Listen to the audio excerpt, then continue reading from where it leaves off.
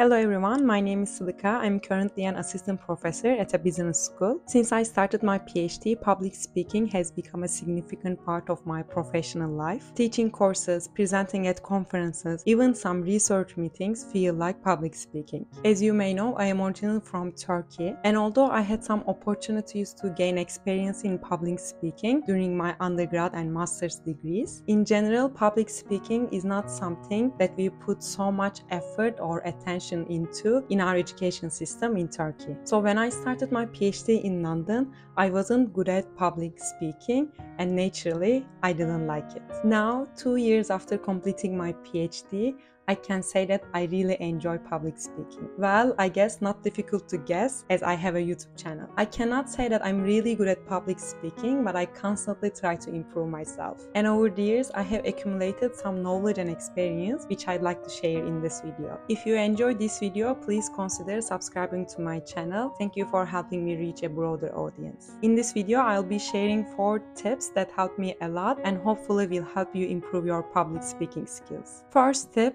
practice a lot. Good speakers aren't just lucky or talented, they work hard. I guess there is a common misbelief that some people are naturally good at public speaking and some are not. Although this is a nice excuse not to do anything about improving yourself in public speaking, I don't think it's correct. If you don't believe me, you can read the book Talk Like That. Amazing book, by the way, and read many real life stories that give the message that you can be good at public speaking only if you practice a lot, even if you are talented, and most of us are not. For example, in this book, the authors mentions that the greatest business presentations I've ever seen have required hundreds of hours of work crafting the narrative and the storyline behind the product or company. One 20-minute product launch at Apple consumed 250 hours total time, including the work of presentation designers, technical specialists, and marketing professionals, as well as the executives who delivered the final presentation. My personal experience is very similar. If you are in academia, you may already know this. Your performance in academic job market highly depends on your public speaking skills. Because in the final stage of the interview process, which is called flyout, job market candidates are invited by the departments to give a long job talk. So although your profile is really good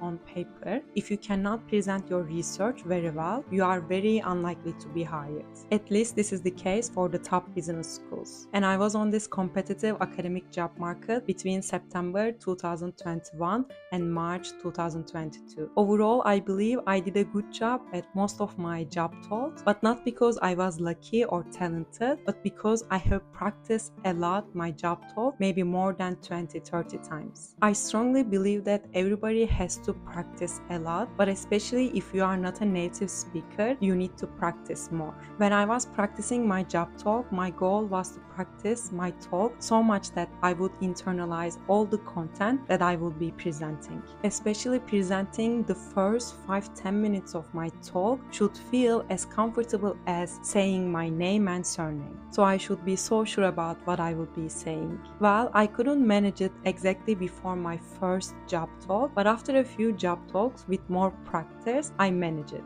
Even today, almost 3 years after my job market, I can still recall exact words that I say in the first 10 minutes of my presentation. Okay, you practice a lot by yourself, but it's not enough. What worked really well for me was to record myself and watch it later to see whether I could really manage to deliver the message that I wanted to deliver in my talk. In Talk Like That, it's also mentioned that the video camera is the single best tool to improve your public speaking ability, which I completely agree. If you are a non-native speaker, this step is particularly important because this is when you can see your common pronunciation mistakes. Of course, it's okay to make some pronunciation mistakes, at least in academia. Most non-native speakers cannot speak perfect English, but if you make some common pronunciation mistakes, you can try to correct them. Once you are done with practicing yourself and then recording it and watching it to see your mistakes, the next step is practicing in front of people. You can present your talk to friends and family, but what worked really well for me was to put myself in situations similar to giving a job talk. presenting at conferences, giving seminars at schools that I didn't target, and giving a mock job talk in my department.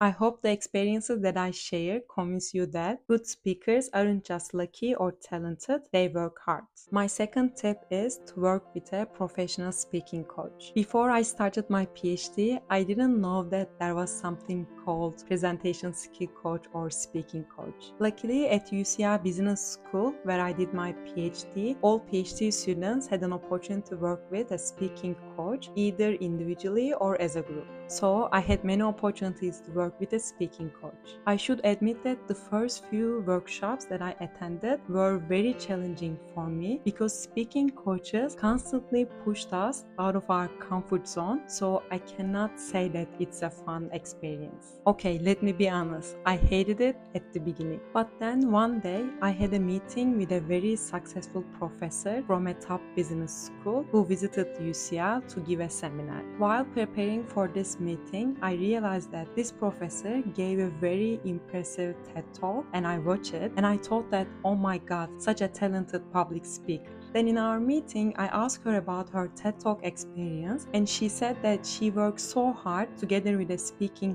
coach for a long time for this TED Talk. This was an aha moment for me and completely changed how I approached the idea of working with a speaking coach. I realized that especially when the stakes are high, it can be a job talk, it can be a TED Talk, or it can be a talk that you will give to your managers. A professional help can be quite useful. So that's why I practice my job talk with an amazing speaking coach, because on the job market, the stakes are definitely high. I should also mention that it's very expensive to work with a speaking coach, especially in an individual session, but luckily our department had a budget for the PhD students. So if you want to hire a speaking coach, you may want to check with your company or with your department to see whether they have any budget for this support. The third tip that I want to share is something that I learned from my very first session with a speaking coach. Do not take any reaction from the audience personally. I believe all of us had the experience that when we were presenting something, someone in the audience looked so lost or unhappy, or maybe even looked so angry. We often tend to think that this is because of our presentation. This person didn't like the idea that we were presenting. Although this can be true sometimes, most of the time, the facial expressions of the audience are really nothing to do with our presentation. If someone looks very angry during our presentation, it's very likely that this person had an argument with their partner before our presentation. Or if someone asks questions very aggressively, it's very likely that this person is going through a tough time. So it's not about our presentation. Whatever I present on that day, I won't be able to make this person happy. Realizing this made me so relaxed and change how I approach my audience. The fourth and the final tip is about a problem that I observe in presentations a lot in academia. And recently I found myself giving this advice to a PhD students who will be on the job market this year. My advice was that it's not about what you want to tell, it's about what your audience wants to hear from you. What do I mean by this? We academics fell in love with our proofs, the advanced techniques that we use, or the tiny detail in our analysis. And we want to share them all in our presentations. But honestly, nobody cares about them. People want to hear a story, something that they can relate to, or something that they can really understand in a very limited amount of time. Even if they care about these tiny details or proofs, most of the time it's not possible for the audience to understand what you did in 2 years in a few minutes. So I think that especially in the first 5-10 minutes of our presentation, we should focus on a story, avoid technical details, and focus more on what our audience can remember from our presentation. I don't know, this can be a business school thing and may not apply to other fields, but I think that we all love stories,